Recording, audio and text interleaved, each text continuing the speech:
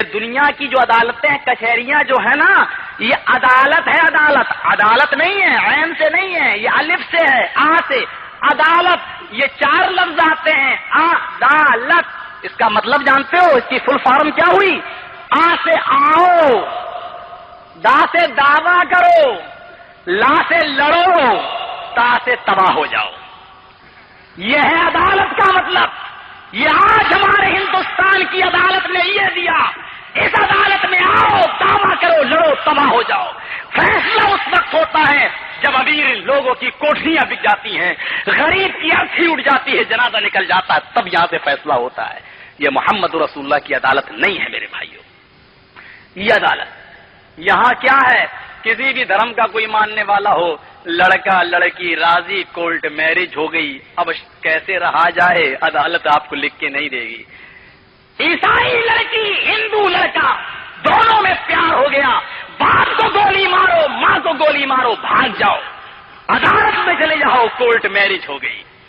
جس باپ نے 18 سال تک اس لڑکی کو پالا ہو، جوان کیا ہو، ہماری موجودہ دور کی عدالت کہتی ہے ماں کے ارمانوں پر چھریاں چلاتے ہوئے، باپ کے قربانیوں کو ٹھکراتے ہوئے، جس لڑکے سے تم پیار کرتی ہو میرے پاس چلی آؤ۔ دنیا کی عدالت کہتی ہے، ہماری کچہری کہتی ہے ہم تمہارا نکاح کرانے کے لیے تیار ہیں۔ غور کرو، اب کورٹ میرج تو ہو گئی، اب چاہے لڑو مرو کٹو کچھ بھی ہو، اب عدالت نہیں جانتی۔ آؤ سب سے بڑی عدالت میں آتے ہیں۔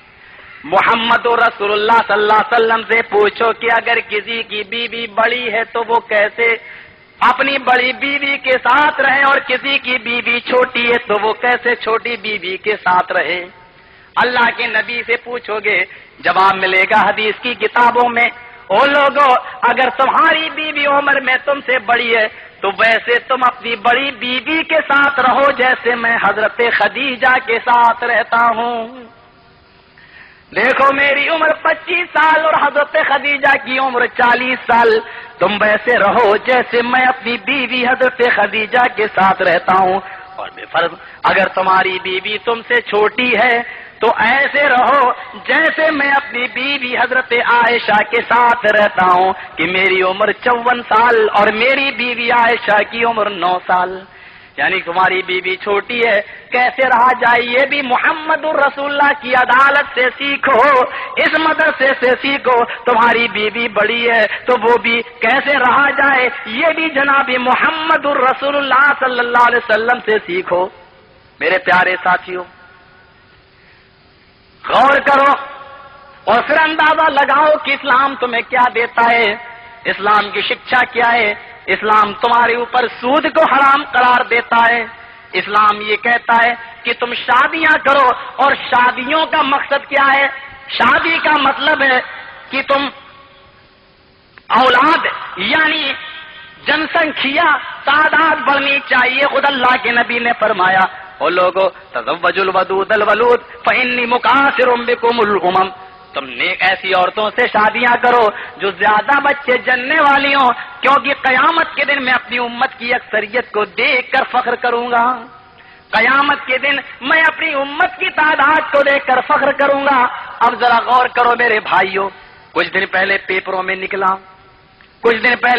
میں نکلا اور ہماری یو پی میں اسمبلی کے اندر رام پرکاش گپتا جس نے مسجد اور مدرسوں پر پابندی کی بات کی یو پی کے اندر کہ مسجد اور مدرسہ ڈی ایم کی اجازت سے بنے گا، مسجدیں نہیں بنا سکتے ہو۔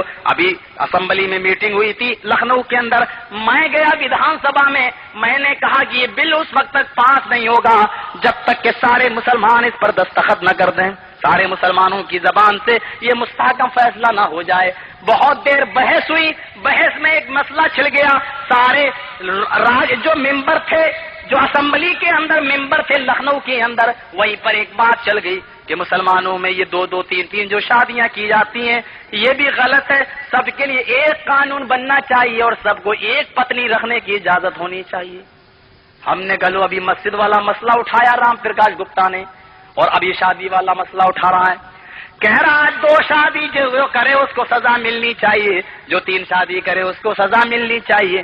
ہم نے کہا چلو تمہارے سامان قانون کو میں مانتا ہوں، تم کہتے ہو سب کو ایک ایک پتنی رکھنا چاہیے، لیکن یہ بتاؤ جس کے پاس 2 بیویاں ہوں اس کو سزا دینے کی بات کہتے ہو، جس کے پاس 3 پتنیاں ہوں اس کو سزا دینے کی بات کرتے ہو، اور جس کے پاس ایک بھی بیوی نہ ہو اس کے لیے بھی تو کوئی سزا بناؤ۔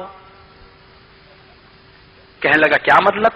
ہم نے کہا ہمارے پردھان منتری اٹل بہاری جی بیچارے 72 سال کے ہو گئے، کنوارے ہیں، ابھی تک ان کی شادی نہیں ہوئی، اب یہ بتائیے کہ جس کی ایک بھی بیوی نہ ہو اس کو کیا سزا ملنی چاہیے؟ رام پرکاش گپتا کھڑے ہو گئے، یو پی کا چیف منسٹر ہے میرے بھائیوں، کہنے لگا مولانا آپ تو ایسی بات ایک نہ ایک چھوڑ دیتے ہیں کہ ہم لوگ تو مجبور ہو جاتے ہیں۔ بھائی جو 2 بیوی رکھے اس کو آپ سزا کی بات کر رہے ہو، مسلمان 2 3 4 بیویاں رکھے گا تو جتنی زیادہ بیوی ہوں گی اتنی زیادہ بچے ہوں گے، اور ظاہر بات ہے جب بچے زیادہ ہوں گے تو کوئی فوجی بنے گا، کوئی پولیس بنے گا، کوئی کمشنر بنے گا، یعنی ہمارے بیویوں کی تعداد زیادہ ہو تو زیادہ بچے ہوں، تو زیادہ بچے ہوں تو وہ ہندوستان کی پولیس بنے، کمشنر بنے، فوجی بنے، یعنی ہم لوگ زیادہ بچے اگر کریں تو وہ ہندوستان کے کام میں آئے۔ ہمارے اٹل بہاری جی نے اگر شادی کی ہوتی شاید ان کے نطفے سے کوئی بچہ پیدا ہوتا اور وہ ہندوستان کا فوجی بنتا، کارگل کی لڑائی میں کام آتا، پاکستان کے ٹینکوں کو توڑتا۔ ہم نے کہا اٹل بہاری جی نے شادی نہیں کی، کتنا بڑا ہندوستان کا نقصان کر دیا بیچاروں نے، کم سے کم ان کو بھی تو کوئی سزا ملنی چاہیے۔ ایک قانون کی بات کرتے ہو، مسلمانوں کے لیے سارے قانون چلاتے ہیں بیچارے، سب قانون مسلمانوں کے لیے، یہ پارلیمنٹ کا قانون۔ ہم نے کہا اس قانون کی بات کرتے ہو، ہم نے کہا یہ بتاؤ یہ درختوں سے یہ آم کا پیڑ ہے، اس میں 16 کلو آم لگتا ہے، 20 کلو آم لگتا ہے، ہمارے ہندوستان میں آم کی کمی ہے، پارلیمنٹ کے نیتا مل کر قانون کیوں نہیں بنا دیتے ہیں آم کا پیڑ تو 20 کلو نہیں 50 کلو آم دے گا تاکہ ودیش سے ہمیں آم نہ لینا پڑے؟ کیوں نہیں قانون بناتے ہو؟ ہماری بھینس 8 کلو دودھ دیتی ہے، کیوں نہیں قانون بناتے ہو؟ ودیش سے دودھ آتا ہے، دودھ کی کمی چل رہی ہے، بھینس تو 16 کلو دودھ دینا، 20 کلو دودھ دینا۔ ظاہر بات ہے پتہ یہ چلا کہ ہمارے پارلیمنٹ کے نیتا بھینسوں کے لیے، درختوں کے لیے، پیڑوں کے لیے، کھیتوں کے لیے قانون نہیں بنا سکتے ہیں، سورج اور چاند کے لیے قانون نہیں بنا سکتے ہیں، پانی اور بارش جو آتی ہے اس کے لیے قانون نہیں بنا سکتے ہیں کہ اتنی بارش ہونی چاہیے، اتنی نہیں ہونی چاہیے۔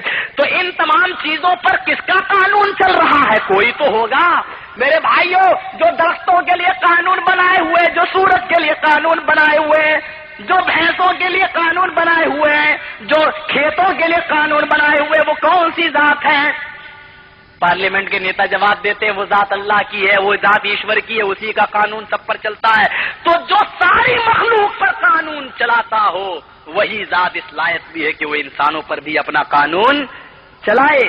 جو ساری مخلوق کے لیے قانون بناتا ہو اور انسان کے لیے قانون نہ بنایا ہو اس نے، ایسا نہیں ہو سکتا ہے۔ اس نے انسانوں کے لیے بھی قانون بنایا ہے، اور انسانوں کے لیے وہ قانون کون ہے؟